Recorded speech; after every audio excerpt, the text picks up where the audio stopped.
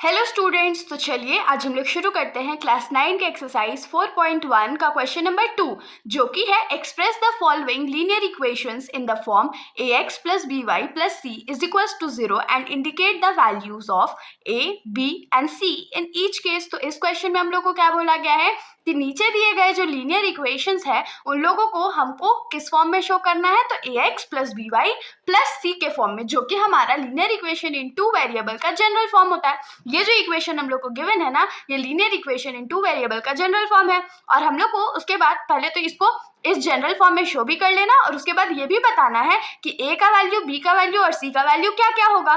तो देखने या सुनने में ये क्वेश्चन डिफिकल्ट लग रहा होगा, लेकिन बहुत सिंपल सा क्वेश्चन है। तो इसके अंदर हमारा पहला क्वेश्चन क्या है, तो 2x plus 3y is equals to 9.35 bar. तो अब इसमें हम लोग क्या करेंगे, तो देखिए जनरल इक्वेशन में क्या है, जो c का वैल्यू है, जो लास्ट टर्म है या जो कांस्टेंट टर्म है वो भी लेफ्ट साइड है ना, तो हम लोग को ये जो कांस्टेंट टर्म दिया हुआ है उसको लेफ्ट साइड लेके आना है। तो ये क्या हो जाएगा, 2x plus 3y minus 9.35 bar is equals to 0। ये हमारा जनरल फॉर्म में इक्वेशन बन चुका है। और नेक्स्ट हम लोग को क्या बोला गया था, a, b और c का वैल्यू भी बताना है। तो यहाँ पर हो जाएगा here a is equals to 2, a का वैल्यू हमारा ये है, b is equals to 3, b का वैल्यू हमारा ये 3 है, and c is equals to minus 9.35 bar.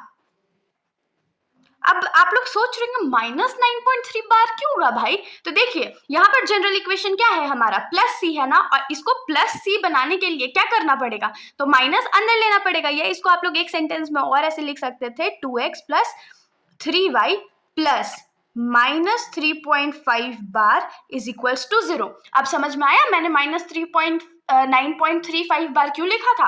अब हम लोग आ जाते हैं इसके सेकंड क्वेश्चन पे। तो हमारा सेकंड क्वेश्चन क्या है, तो x minus y by 5 minus 10 is equals to 0 है।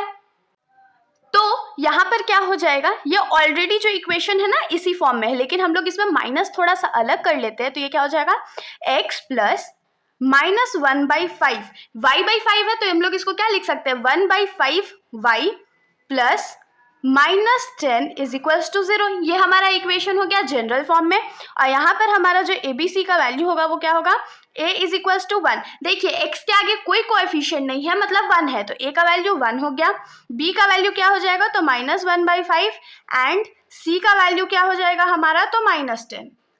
अब हम लोग आ जाते हैं क्वेश्चन नंबर 3 पे। तो हमारा थर्ड क्वेश्चन क्या है, minus 2x plus 3y plus 6। तो इसको हम लोग कैसे लिखेंगे, तो माइनस 2x प्लस 3y और 6 जो इधर राइट साइड में प्लस में है, इधर आके क्या हो जाएगा, माइनस 6 इज इक्वल्स टू 0। ये हमारा इक्वेशन हो गया। अब यहाँ से हम लोग a b c का वैल्यू लिख लेते हैं। तो here a is equals to क्या हो जाएगा, -2, b इज इक्वल्स टू क्या हो जाएगा 3, और c जो है वो क्या हो जाएगा, तो -6।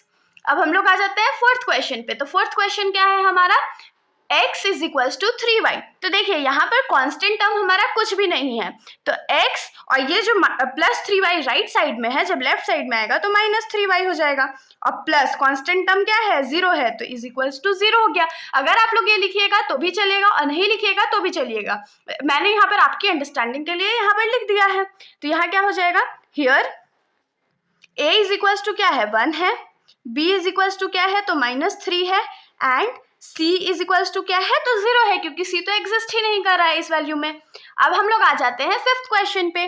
तो फिफ्थ क्वेश्चन में भी सेम चीज है, 2x ये -5y है, तो इधर आके क्या आ जाएगा, +5y। c कांस्टेंट टर्म जो हमारा है या जो c का वैल्यू है तो वो तो है ही नहीं, और इज इक्वल्स टू 0 हो गया।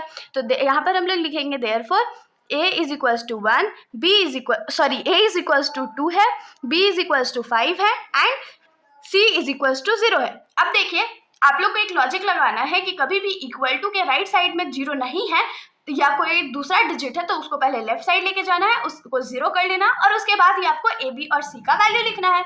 अब हम लोग आ जाते हैं इस क्वेश्चन के सिक्स्थ पार्ट पर। तो हमारा सिक्स्थ क्वेश्चन है 3x plus 2 is equals to 0। तो 3x प्लस यहाँ पर y तो कुछ नहीं है, तो 0y हम लोग उसको मान लेते हैं, प्लस 2 इज इक्वल्स टू 0 हो गया। तो यहाँ पर से हम लोग का वैल्यू क्या आ जाएगा, here a is equals to 3 है, b का तो कोई वैल्यू ही नहीं है तो 0 है। अब आप लोग सोच रहे होंगे 0y क्यों लिया है, तो देखिए 0 इंटू वाई क्या हो जाएगा, 0 ही हो जाएगा, तो ऑलमोस्ट वो हट जाएगा। तो आपके अंडरस्टैंडिंग के लिए मैंने यहाँ पर 0y लिख दिया है। And c is equals to क्या हो जाएगा, तो 2 हो जाएगा। 7th क्वेश्चन में हमारे पास क्या वैल्यू है, तो y माइनस 2। हमारे पास यहाँ x का वैल्यू नहीं है, तो अगर आप लोग चाहो तो यहाँ पर 0x ऐड कर सकते हो, वरना अगर नहीं भी ऐड करोगे तो भी आपका आंसर चलेगा। अब ये क्या हो जाएगा, here a is equals to 0 है, b इज इक्वल्स टू 1 है and c is equals to minus 2 है। और अब हम लोग आ जाते हैं इस क्वेश्चन के लास्ट पार्ट पर। तो इस क्वेश्चन के लास्ट पार्ट में हमारे पास क्या है, तो 5 इज इक्वल्स टू 2x है। तो 2x जो राइट साइड में है उसको अगर हम लोग लेफ्ट साइड लाएंगे तो क्या हो जाएगा, minus 2x is equals to 0। इसको थोड़ा सा हम लोग अरेंज कर लेते हैं, तो ये क्या हो जाएगा, माइनस 2x प्लस 0y, क्योंकि y तो हमारे पास है ही नहीं, और प्लस 5 इज इक्वल्स टू 0। ये हमारा इक्वेशन है। तो यहाँ पर हम लोग क्या लिख सकते हैं, here a is equals to minus 2 है, b इज इक्वल्स टू 0 है and c is equals to 5 है। आंसर तो इसके साथ हमारा ये सॉल्यूशन यहीं पर खत्म हो जाता है। अगर आप लोगों को वीडियो अच्छी लगी हो तो वीडियो को लाइक कर दीजिएगा और मेरे चैनल को बिना सब्सक्राइब किए कहीं मत जाइएगा। Thank you.